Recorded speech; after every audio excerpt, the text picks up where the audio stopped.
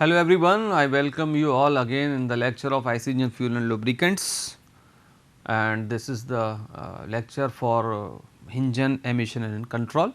In last few lectures we have discussed the causes of emissions, different emissions, and how they affect, what are the sources of those emissions, and what are the operating parameters and remedies to control these emissions. Either they are coming from the SI engine or they are coming from the diesel engine or maybe from the external combustion engine, internal combustion engine, stationary engine or variable compression engine or any type of engine, but the problem is their emissions, and their emissions are regulated and unregulated. And this lecture we will going to discuss all these topics: emission regulations, catalytic converters and particulate traps, selective catalytic reduction SCR, diesel oxidation catalyst DOC.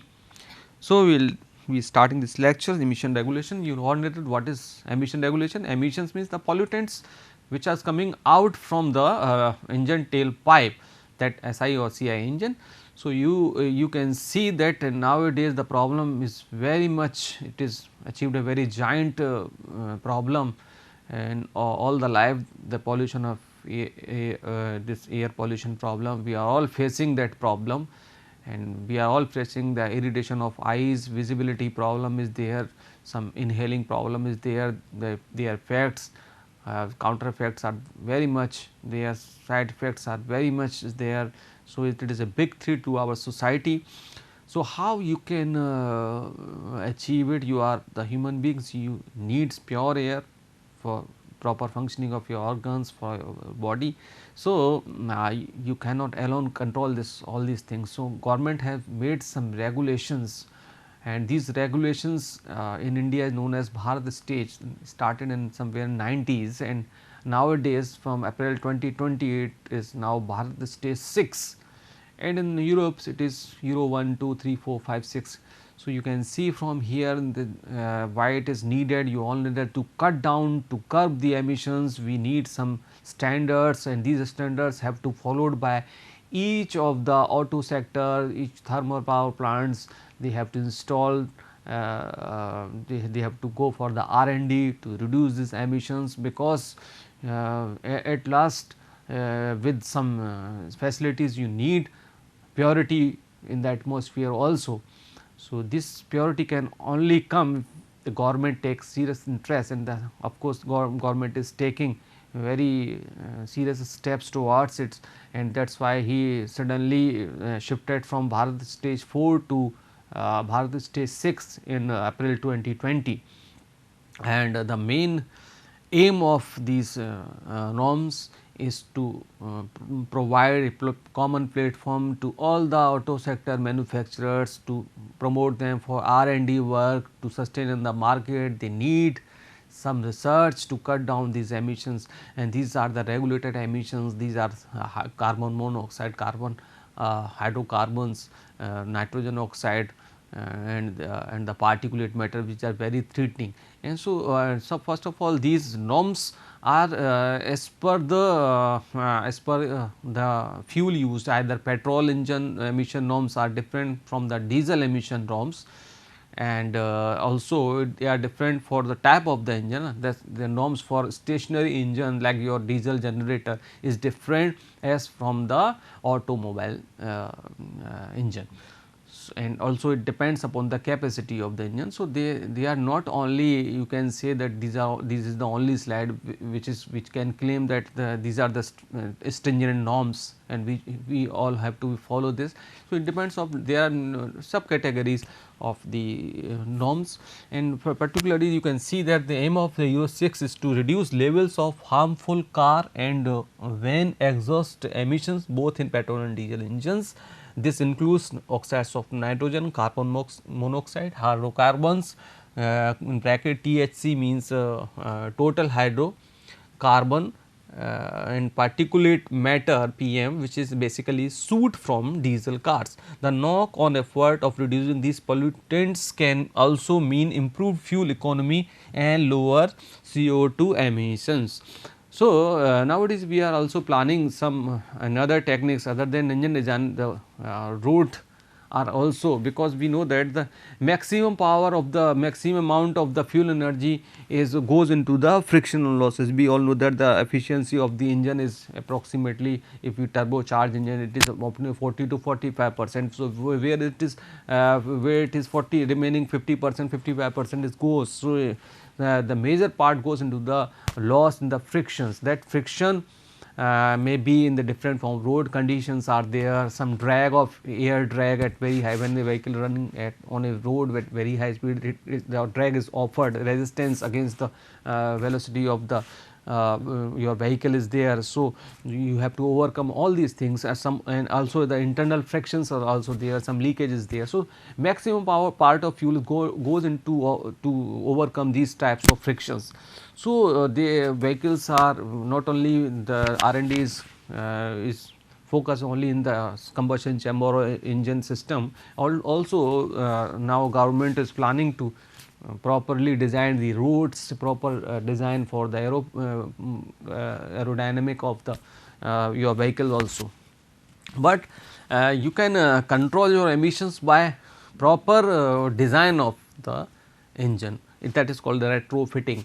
So, retrofitting involves, you can use different techniques like spark advance, spark injection pattern, injection advance, post injection, pre injection, main injection, like in diesel engine. So, there are a lot of techniques are there. So, you can see from here that Bharat stage 3, the you can see the carbon monoxide emissions were 2.3 was the maximum limit, but when we go for Bharat stage 4 it was 1, and Euro 4 it was 1, and now you can see here that in stage 6 it is also 1, but if we talk about hydrocarbon it is 0.2, similar, it is similar.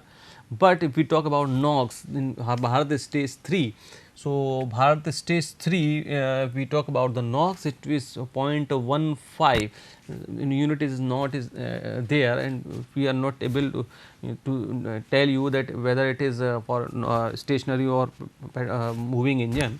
But you can take a idea from this slide that the norms, as the stages are advancing, these emissions are curbed, and how it is curbed, it will not curb automatically. You have to redesign your engine, you redesign your fuel modification. So, for example, nowadays we are using in SI engine the blend of 5% ethanol. So, by doing this we are able to reduce the emissions. Another form, in lecture 1 we have discussed the 3 methods are there to control the emissions. First method is to go for the controlling the variables or retrofitting of the engine. Another is the fuel modification, you either go for blend, you either preheat the engine fuel, or using different blends of the fuels or some additives. But it will another way to control the emissions is through catalytic converter, using catalytic converters which are employed, which are installed in the tailpipe. So, you can see from the diagram the construction of a general idea of catalytic converter from here, that this is the engine, emissions are coming out, and you have employed a catalytic converter in the tailpipe towards the muffler. Muffler is this called silencer of the engine. So, this part is called catalytic converter. So, catalytic converter name suggests you, it convert the emissions harmful emissions into non harmful emission by using some catalyst, and catalyst are some components which are very expensive, and they are not consumable at all. They are having lots of age, its life. So, you cannot see that you need refilling it, it is not required. So, the most effective after treatment for reducing engine emission is the catalytic converter, found on most automobiles and other modern engines of medium or large size. Carbon monoxide and hydrocarbon can be oxidized to carbon dioxide and H2O in exhaust system and thermal converters if the temperature is held at 600 to 700 degrees Celsius, which is very important because the temperature for proper functioning of the catalytic conversion we need a temperature range. So, this is 600 to 700 is the range for the catalytic converter, because in exhaust pipe this temperature we have to sustain for proper working of the catalyst. If certain catalysts are present at and the temperature need to sustain these oxidation process and reduce to 250 to 300, making for a much more attractive system. For nowadays we are able to go for the new R&D that we do not need this type of higher temperature. This catalytic converter can be work between this 250 to 300 degrees Celsius range also. So, a catalyst is a substance that accelerate a chemical reaction by lowering the energy need for it to proceed. The catalyst is not consumed in the reaction and so functions indefinitely unless the degraded by heat, age, contaminants or other factors. Now, you can see the types of converters. So, converters types of catalytic converters is of it is of two types. Two-way catalytic converter, which is usually control two emissions, carbon monoxide and hydrocarbon emissions by oxidation. And third one is a three-way catalytic converter, which controls CO and hydrocarbon by oxidation as well as NOx by reduction, because the conversion is from harmful to non harmful. So, we need two types of converter in two-way catalytic converter. We only need one oxidizing catalyst, and in case of three-way converter we need oxidizing as well as reducing catalyst. So, you can see diagram for two-way catalytic converter. You can see from here that this is the some honeycomb type of structure is there, and it is very costly. It is a block of platinum or palladium oxidizing ceramic block, and they are properly sealed into the path of the flow, and the exhaust pollutants from the engine is coming out at some temperature, and for two-way catalytic only CO and HC are used. So, CO and HC are converted into CO2, CO is converted into CO2 with the help of this palladium, and hydrocarbon is converted into H2O and CO2. You can see from this diagram that hydrocarbon plus oxygen reacted gives you H2O vapors and CO2, and CO is converted into CO2. So, this is the oxidizing type of thing. Oxidizing it catalyze the oxidation process. So, two-way catalyst is only used for two gases CO and H2 to curb these CO and HC, because CO is converted to CO2, which is not harmful, although it is greenhouse gas, but it is consumable type of thing, because it is consumed by the trees or your plants as it is needed for their own life. So, and hydrocarbon is also undesirable. So, it is also we are convert into water vapor, which is water vapor is almost 100% not it is very pure thing. And we come out the three-way catalytic converter. So, three-way catalytic converter we use first we use here rhodium matrix, which is a reducing ceramic block here. First we employ the reducing, then we go another block is for platinum matrix. So, similarly all the reactions are here, CO and H3 with the help of this reaction is converted into CO2 and H2O, but with the help of this rhodium matrix this NO is reduced, means reduction is the reducing of oxygen, removing of oxygen called reduction process. So, this is broken into nitrogen and oxygen molecule, they further goes into the surroundings. So, nitrogen and oxygen they are 100% not harmful to the system. So, but utilization of this is good, but it is very expensive. So, it makes the overall cost of the automobile is very higher. Now, to come to the particulate traps, or it also called DPF, diesel particulate filter. So, diesel particulate filter, you can see in the diagram, the compression, ignition, engine problem is some PM matters. So, compression, ignition, engine systems are equipped with particulate traps in their exhaust flow to reduce the amount of particulates released to the atmosphere. Traps are filter like systems.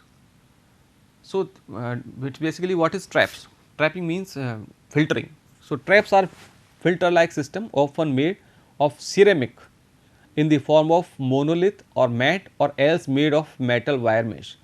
Traps typically remove 60 to 90% particulates in the exhaust flow. As traps catch the soot particles, they slowly fill up with the particulates.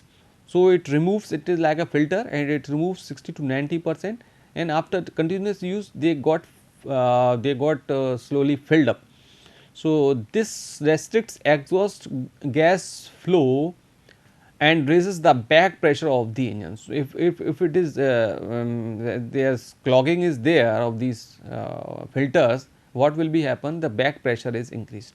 So, it is back pressure should not be increased beyond the desirable value, because it also affects the engine performance. So, higher back pressure causes the engine to run hotter, or there will be more NOx formation will be there, and engine will misfire and exhaust temperature to rise and fuel consumption to increase. As a result, the efficiency, thermal efficiency of the engine will go on, its life, it affects the life, engine components and seal, leakage problem is there. So, reduce this flow restriction, particulate traps are regenerated when they begin to saturate. So, after saturating of these clogged particles, they are regenerated, means removing all these things. They are different, and in the coming slide I will discuss how they are generated. So, regeneration consists of combustion, combusting the particles in the excess oxygen containing in exhaust of the lean operation CI engine. So, how it is removed during the exhaust, because the combustion will take place during the exhaust.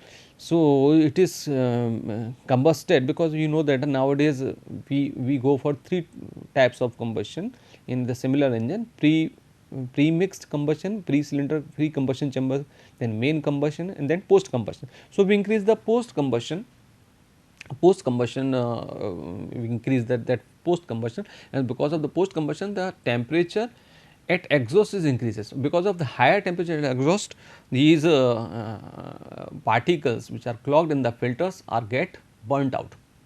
You can see from this diagram that particulate traps, diesel particulate filter, you can see one by one they are DPF filter material, corroborate wall flow filters, silicon carbide wall flow filters. These are the metals for DPF filter materials, silicon carbide and corroborate. And where it is employed, you can see after catalytic converter, it is employed somewhere here. Here it is employed before the turbocharger. After that, turbocharger is employed, and this is the cut section of the TPF. You can see that it is this particulate, black dots are showing the particulates, and these are the red and blue are the showing the gases, and these gases are moving from here, and they are some holes are there. So, they are coming in this way also, in this way, in this way, in this way, and this way they are coming, but after some time here you can see these are the clogging of the particles is there, which deteriorates its life and its functioning. So, this is the some devices also nowadays in very expensive cars. You can easy to read all the exhaust pressures and all the RPMs and mileage at a running condition also. So, you can see that differential pressure sensor is employed at these 2 points, which measures the pressure difference. If this pressure difference is remain at the desirable condition, then there is no problem. But when this pressure difference after clogging of these filters is disturbed, there will be you can see in the in your dashboard this type of blinking in the your vehicle. So, DPF regeneration is the indication of DPF regeneration type. This is the time of the DPF regeneration. So, the DPF regeneration is the burning of soot after full storage capacity particles in the filters. It is of three types: spontaneous, dynamic, service. So, one by one I will discuss it. So, spontaneous regeneration, you can see if the working temperature is remains 600 degrees Celsius for the spontaneous removing of these clogs. So, how this 600 degrees Celsius is achieved? This 600 temperature is achieved when you go for the running condition. You are able to see this type of blink, and if you are seeing this blink, you have to run your vehicle for half an hour, and this is can only be ignored for a few times, 10 to 12 cycle engine time. Suppose you are moving and this blink is there, but you are not taking attention on that, and you crank off your engine, then it is okay. And if you again on that the next working cycle is increased, and you have to run your vehicle for continuous half an hour for a particular speed. So, that the aim is that if you run your engine at a particular time period, a particular speed, the temperature in the exhaust will reach at this condition, and at this condition the complete burnout of the clogged soutes will be there, and the filters will be spontaneously removed. So, because this condition, this is why it is dynamic, because you are removing this clogging during the motion of the vehicle. That is why it is dynamic regeneration. Regeneration means removing all the carbon particles, soot particles from in the clog. And if you ignore continuously during dynamic regeneration this alarm, then what will happen? This will continuously blink off, blink off, blink off, and this is the indication that you need to scan or service the your filter. Otherwise, it will be cracked or it will be create a problem. So, these are the three types of spontaneous, dynamic, and service problems.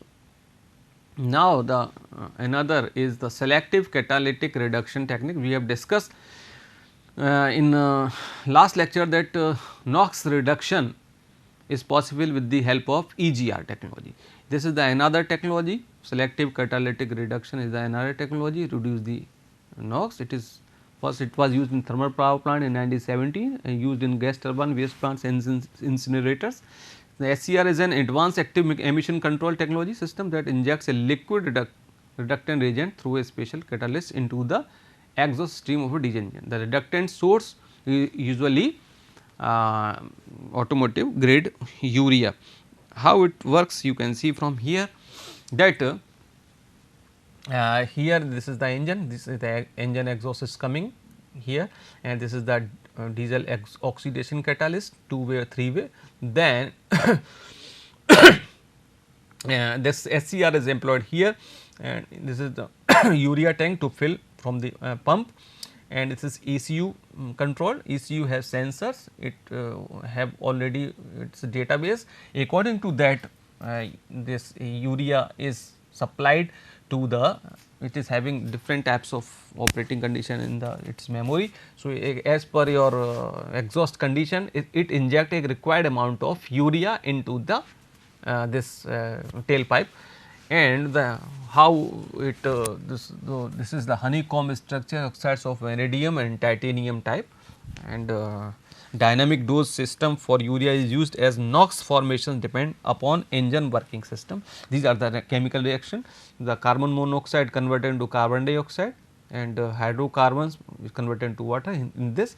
And here what happens, this is the urea reacted with the water vapor and converted into CO2 and ammonia, and this ammonia which is coming out from here is reacted with the oxides of nitrogen into nitrogen and 3H2O. So, the purpose of this selective SCR is to convert from NOx to nitrogen, from harmful to non harmful combustion, and you can achieve also this with the help of some EGR techniques also.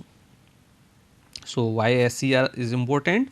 SCR technology is one of the most cost effective and fuel efficient technology available to help reduce diesel engine emissions, and all heavy duty diesel trucks engines produced after January 1, 2010 must meet the latest EPA emission standards, among the most stringent in the world.